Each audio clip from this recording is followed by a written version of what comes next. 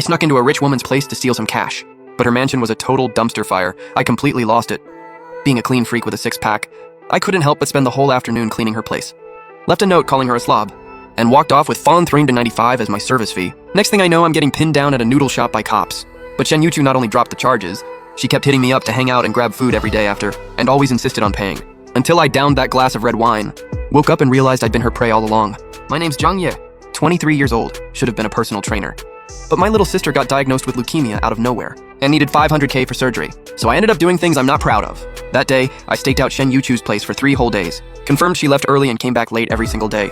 Nobody home. The second I picked the lock and stepped inside, I almost thought I'd walked onto the wrong set. Designer bags just tossed on the floor, a Hermes scarf being used as a rag under a vase, a week's worth of takeout boxes piled on the living room table. The clothes on the couch could stock a whole thrift store. My OCD kicked in hard, hands literally shaking. I had a 10-minute smash and grab planned, but I somehow ended up picking up a vacuum cleaner, vacuuming away while mentally calling myself insane.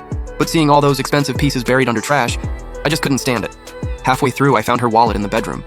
Only $1,395 of cash inside. I stared at that money for a solid 3 minutes, and took every last cent. Before leaving, I left a note on the dining table. What's the difference between your place and a pigsty? This cash is my service fee. Learn to clean up next time. I'd barely sat down at the noodle shop downstairs when 4 cops rushed in and slammed me face first onto the table. Shen Yuchu was standing at the door in a power suit, staring at me with zero expression. At the station, I'd already mentally prepped for prison. My sister's surgery fund wasn't even close, and now I was looking at years behind bars. Just thinking about it made my eyes water. That's when Shen Yuchu suddenly spoke up. We know each other. He's my housekeeper. That money was his paycheck. I was floored. The cops were too. Then why'd you call it in? My bad, I thought someone had broken in. Didn't know it was him cleaning. Shen Yuchu said it like it was nothing, but I clearly saw her eyes locked on my rolled up sleeves the whole time. More specifically, locked on my arms, like she was sizing up a prime cut of steak. Out of the station, she dragged me straight to the cafe next door, slapped a contract on the table. $10K a month. Title, exclusive butler. Job, keep my place clean. Sign or not? Are you insane? I'm a thief, you know that. Shen Yuchu propped her chin up and smirked. I know. So you'd never dare steal from me again, right? Plus that OCD of yours. You can't stand mess, can you? I've been watching you for a while. Zhang Ye, top trainer at the gym. Sister's sick, needs money. Ran out of options and so you stole. My blood ran cold. This woman had dug up everything about me. Don't want to sign? Fine. I'll call the cops right now. Breaking and entering. I've got all the evidence. What happens to your sister's surgery then? I squeezed my fist tight, nails digging into my palms, and finally signed my name on that contract. Shen Yuchu smiled and folded it up, satisfied, grinning like a cat that got the cream. Welcome aboard, Mr. Zhang. Starting tomorrow, the place is all yours. That's when it hit me. I thought I was the hunter. Turns out I'd been the prey from the very start. Next morning, 8 a.m., I showed up with my cleaning kit. Standing outside Shen Yuchu's front door, took a deep breath and pushed it open.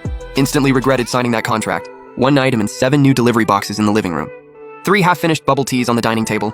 At least 5 pairs of shoes scattered by the bedroom door. I stood there in the doorway, temples throbbing like crazy. Mr. Zhang, you're here!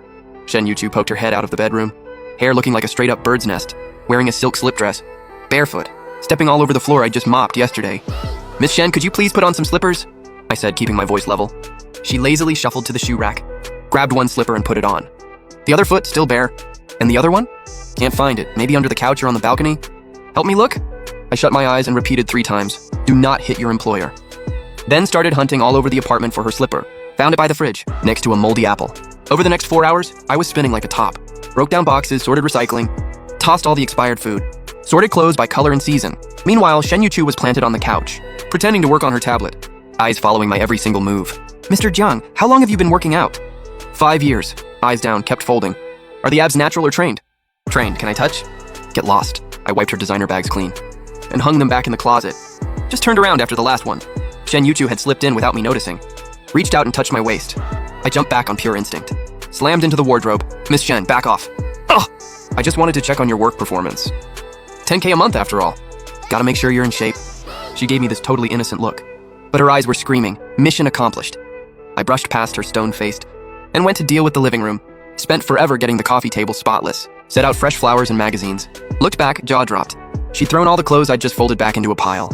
Hey, what are you doing? Looking for clothes? Yeah, I need something for tomorrow. You couldn't just tell me what you want and let me grab it for you? Faster to find it myself. I took a deep breath. Reminded myself, sister's surgery fund. I was resorting the wardrobe when Shen Yuchu crept up again. This time she full-on draped herself over my back, chin resting on my shoulder, breathing right into my ear. Mr. Zhang, did you know your eyebrow twitches when you're mad? Miss Shen, can you please act your age? Nope, she laughed. I'm not just paying for cleaning services. Watching you lose your mind is part of the deal. I finally snapped and spun around to say something, only to find her face 5 centimeters from mine. That close enough to see my own reflection in her eyes, and that smug little grin at the corner of her mouth. The vibe suddenly got really weird. I panicked, looked away, and kept working. Shen Yuchu stopped messing around, just stood there quietly watching me. 7 p.m. I finally got the whole place cleaned up. Stood in the middle of the living room, taking it all in, looking at everything neat and in order. My OCD was deeply satisfied. Shen Yuchu leaned back on the couch, chin in hand, looking at me. Mr. Jiang, you know what? This is the first time this place has actually felt like a home. Something in her voice I couldn't quite place. I didn't respond. Packed up my stuff and headed for the door. Just about to step out, she suddenly called out, "Come early tomorrow. I've got my fiancé coming over for dinner." I stopped mid-step. I turned and looked at Shen Yuchu. She was grinning right at me. Something flashed through her eyes. What, jealous? Miss Shen, don't flatter yourself. I'm just the housekeeper. I closed the door without expression, but felt a weird tightness in my chest. Third day, 3 p.m. I was prepping dinner ingredients in the kitchen when my phone went off. The hospital. My sister's condition had taken a sudden turn for the worse. She needed to start a second round of chemo immediately. 150K, due by end of day. The knife nearly slipped right out of my hands. Contract said it clear, monthly pay. This was only day 3. There was no way to get the money. I frantically tried calling Shen Yuchu. Phone kept going straight to voicemail. Her assistant said she was in a major meeting. Couldn't take calls. I paced laps around the living room until my eyes landed on the shelf in the corner. That blue and white porcelain vase, I'd looked it up while cleaning. Worth at least 200K. I knew this was a crime, but my sister couldn't wait. I carefully slipped the vase into a bag. Was about to head out. The door flew open.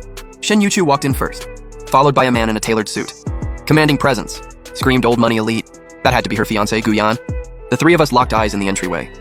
Dead silence. Guyan clocked it first, pointed at the bag in my hand. Yuchu? What is he holding? Before I could even explain, Guyan was already striding over, snatched the bag and ripped it open. Saw the vase, face dropped. Oh, really? There's a thief in your place, Yuchu. I'm calling the cops. Guyan, just let me explain. Shen Yuchu tried to say something, but Guyan already had his phone out and dialed 911. I went completely blank. It was really over this time. Sirens came fast. 2 officers walked in. One of them was the same cop from last time. You again? He frowned. This time it's actual theft. Caught red-handed. Guyan handed over the vase. This vase is worth 230K. He was about to walk right out with it. I closed my eyes. I'm sorry, sis. Just as the cop was about to cuff me, an arm suddenly wrapped around my waist. I opened my eyes. Shen Yuchu was pressed up against my side, holding me tight. She looked up at Guyan and flashed him this ice-cold smile. Guyan, let me introduce you. This is my boyfriend, Jiang Ye. That vase, I gave it to him as a gift. He's taking it home to show his sister. You got a problem with that? Everyone in the room froze. Say that again? Guyan's face went pale. I said he's my boyfriend. Shen Yuchu said it like she meant every word. The arm around my waist pulled a little tighter. Shen Yuchu, are you out of your mind? We've been engaged for 3 years. So, engaged isn't married? What if I don't want to marry you? That not allowed. Shen Yuchu shrugged, talking like she was deciding what to order for lunch. Guyan was shaking with rage, pointed at me. Who does this guy think he is? A housekeeper? You choose him over me? Yeah, I like him. What are you gonna do about it? Shen Yuchu said that, and tippy-toed up and kissed me on the cheek. I froze completely. Her lips were soft, a faint sweet scent. Where she touched felt like an electric shock. Officer, if I gave it to him willingly. That's not theft, right? Shen Yuchu let go of me and turned to the cops. The officer looked at her, then at me. Finally sighed. If the owner confirms it's a gift, then no, that's not theft. Perfect. Shen Yuchu grabbed my hand. Guyan, and our engagement is over as of today. You can go. Shen Yuchu, you'll regret this. Guyan spat those words out and slammed the door on his way out. The cops shook their heads and left too. Just the 2 of us left in the living room. She let go of my hand, smile, gone. Swapped it for a tired look. Don't get the wrong idea.